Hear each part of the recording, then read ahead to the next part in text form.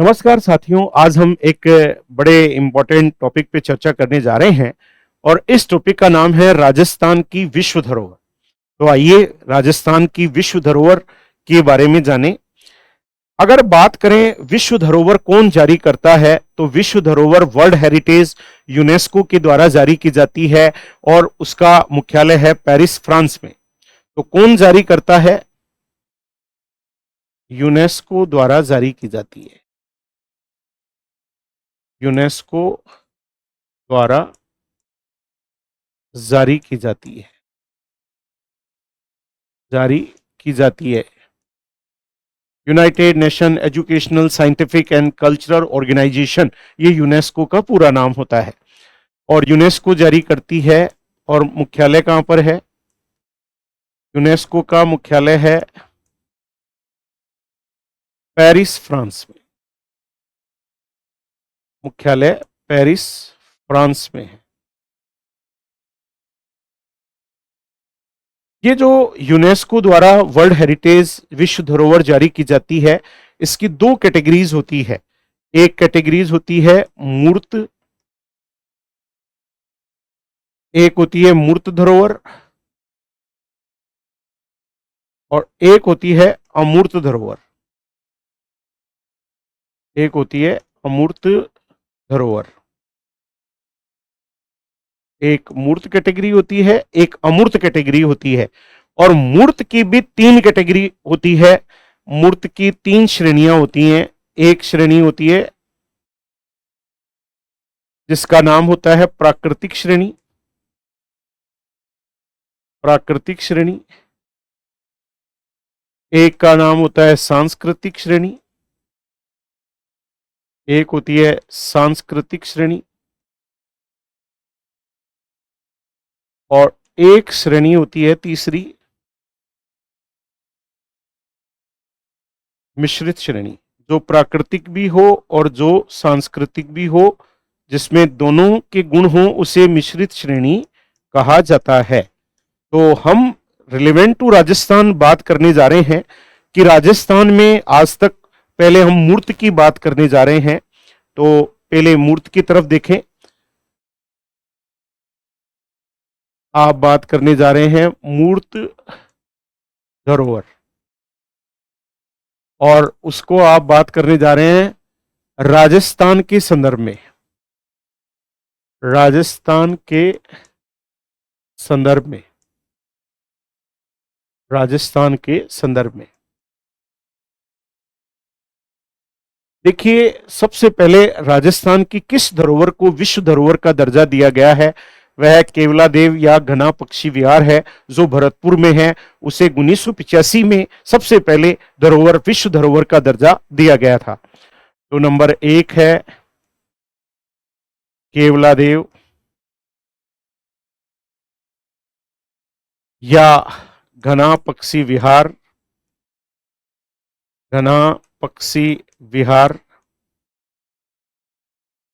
और ये है भरतपुर में। और इसे दर्जा कब दिया गया था? 1985 में। और इसे किस श्रेणी में शामिल किया गया? प्राकृतिक श्रेणी में। इसे शामिल किया गया प्राकृतिक श्रेणी में। प्राकृतिक श्रेणी में।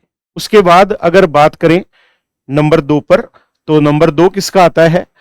नंबर दो पर आता है हमारा जयपुर का जंतर मंतर। जयपुर के जंतर मंतर को 2010 में इस कैटेगरी में शामिल किया गया और इसे सांस्कृतिक श्रेणी में शामिल किया गया है। तो जयपुर का जंतर मंतर, जंतर मंतर, और इसे कब शामिल किया गया? 2010 में। और किस श्रेणी में शामिल किया गया? सांस्कृतिक श्रेणी। सांस्कृतिक श्रेणी में शामिल किया गया। सांस्कृतिक श्रेणी। तीसरा नंबर किसका आता है? तीसरे नंबर पे आते हैं राजपूताना शैली के 6 किले। मूर्त श्रेणी की बात कर रहे हैं। राजपूताना राजपूताना शैली के 6 किले, राजपूताना शैली के 6 किले। और इन 6 किलों को कब शामिल किया गया? 2013 में इन 6 किलों को शामिल किया गया। और इसका एक चीकू, गाजर, आम, चीकू, गाजर, आम, इससे यहां तात्पर्य क्या है? ची से चित्तौड़गढ़ दुर्ग, एक किला है चित्तौड़गढ़ का, चित्तौड़गढ़ का दुर्ग चित्तौड़गढ़ में है। कू से कुंभलगढ़, और कुंभलगढ़ का जो दुर्ग है वो राजसमंद में, कुंभलगढ़ का जो दुर्ग है वो राजसमंद में।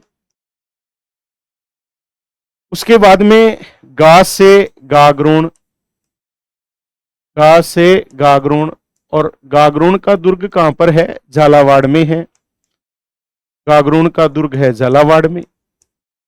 उसके बाद जय यानी सोनारगढ़, सोनारगढ़, और सोनारगढ़ कहां पर है? जैसलमेर में है। सोनारगढ़ का दुर्ग कहां पर है? जैसलमेर में है। उसके बाद रै से रणथंबोर, रै से रणथंबोर, और रणथंबोर का दुर्ग कहां पर है? रणथंबोर का दुर्ग है सवाई माधोपुर में, सवाई माधोपुर में है, सवाई माधोपुर में। और आम से आमेर जयपुर, आम से आमेर जयपुर। अतः इन 6 किलों को विश्व धरोहर में 2013 में शामिल किया गया। और इसे किस श्रेणी में शामिल किया गया? सांस्कृतिक श्रेणी में शामिल किया गया। किस श्रेणी में शामिल किया गया? सांस्कृतिक श्रेणी में इन 6 किलों को शामिल किया गया था। ये सारी बात थी हमारे 3 नंबर पर राजपूताना शैली के 6 किले। अब चौथे नंबर पे आता है जयपुर का परकोटा, जयपुर का परकोटा। और जयपुर के परकोटे को कब शामिल किया गया? 2019 में विश्व धरोहर में शामिल किया गया। और इसे किस कैटेगरी में शामिल किया गया है? ये सांस्कृतिक श्रेणी में इसे शामिल किया गया है, इसे शामिल किया गया सांस्कृतिक श्रेणी में, सांस्कृतिक श्रेणी में इसे विश्व धरोहर में शामिल किया गया। ये सभी धरोहर थी मूर्त कैटेगरीज में। अब बात करते हैं अमूर्त कैटेगरीज में, अमूर्त श्रेणी में।